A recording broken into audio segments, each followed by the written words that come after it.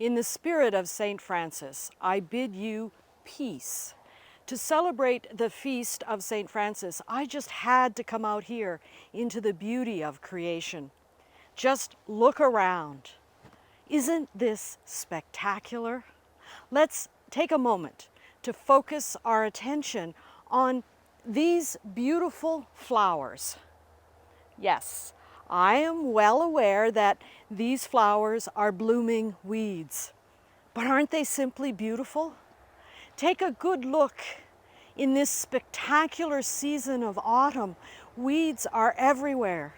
You can't go for a walk or drive in the country without being confronted by the existence of weeds. Weeds flowering and seeding so that next year more and more weeds will sprout up. Creation is alive with the miracle of weeds. Out here in the magnificence of it all, I am reminded of the words of St. Francis, who wrote, "I think God might be a little bit prejudiced. For once God asked me to join God on a walk through this world, and we gazed into every heart on this earth, and I noticed God lingered a bit longer before any face that was weeping, and before any eyes that were laughing. And sometimes when we passed a soul in worship, God would kneel down. I have come to learn God adores God's creation." I hope that we all learn, as Francis did, that the Creator of all that is simply adores creation. As a splendid miracle yourself, I hope that when you looked into the mirror this morning, you recognized yourself as a beautiful miracle of creation, which you are. Perhaps you may have looked into the mirror and seen yourself not as a beautiful flower. Maybe when you look in a mirror, you are tempted to dismiss yourself as just an ordinary weed. Well, we can't all be lilies of the field. What a dull place the world would be if we were all just lilies flapping around in the breeze. Each of us, like these amazing flowering weeds, each one of us has our own particular beauty to bring to the miracle which we call creation. Weeds, lilies, chrysanthemums, goldenrod, roses, delphiniums, or these wildflowers, each and every one have their own particular beauty. Their individual existence is a miracle in and of itself. Collectively, they sway back and forth in the fields as testament to the miracle that creation exists at all. Billions and billions of years of ever-evolving particles to create just one variety. And so far, catalogers of plants tell us that there are more than 500,000 varieties. 500,000 varieties of flowering beauties. Look at the birds in the sky, from the lowly crow to the much maligned Canada goose, to the magnificent eagle and the beautiful, beautiful, delicate blue jay. They are each and every one miracles.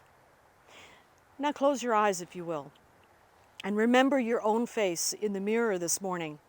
A little tired, perhaps, slightly haggard, or ravishingly, excitingly beautiful. That face of yours is a miracle.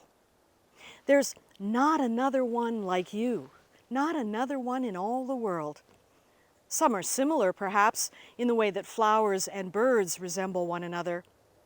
But there's no one out there like you. You are a unique miracle. Take a long, deep breath and soak in the truth of your splendor.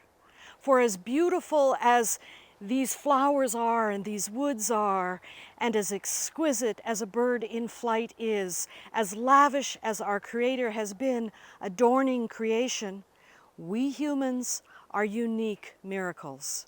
We humans are endowed by our Creator with adornments which don't just bloom today and are gone tomorrow, for we are capable of such great goodness, such wonderful creativity, even as we are capable of doing immense harm. Just think for a moment about the multitudinous miracles of life on this miraculous planet upon which we are blessed to live. This sacred earth, teeming with life and beauty, is a miracle beyond comprehension. The vastness of blessings with which we are surrounded overwhelms the challenges life brings our way. We are blessed with riches beyond the wildest dreams of our ancestors. The earth lavishes her inhabitants with more than enough to satisfy our needs. Our cups are overflowing with blessings. The extravagance of our Creator cannot be captured in words or even by our greed. As much as we concern ourselves with storing up the bounty of the earth, creation continues to confound us with miracles. Beauty, the kind of beauty which calls forth the love out of which each and every one of us was created. For God is love, and in the words of Julian Norwich, we are not just made by God, we are made of God. The love which is divinity lives in, with, through, and beyond us. That miraculous, unique face you see in the mirror every morning is made of love, to be love. That same love, which is divinity, constantly allures us to be the love we are created to be, so that each one of us can blossom into love in the world. We are called to be like weeds, growing love here, there, and everywhere. St. Francis is famous for many things, but of all the words ever written by or about Francis, which rings true to me here in the midst of so many blessed miracles, is the question Francis asked of himself over and over again. Am I being loving enough with what I have? Am I? Are you being loving enough with what you have, with all of what you have? Our Maker has sown the seeds of love all over this planet, so much so that the plethora of our blessings goes way beyond our ability to number.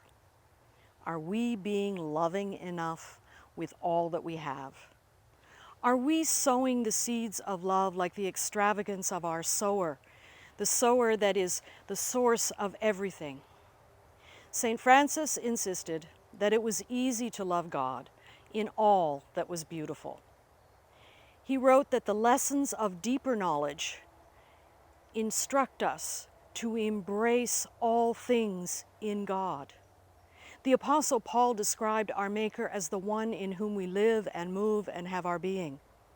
This means that we are all in divinity, and divinity is in all things. Embracing God, loving God, requires us to see divinity in all things, which means loving creation, all of creation, each and every blessed thing upon the earth, the weeds, the flowers, the insects, the birds, the trees, the sisters and brothers of every tribe and every nation, the good, the bad, and yes, even the ugly, friend and foe alike. This is our calling. This is the promise of the peace we long for.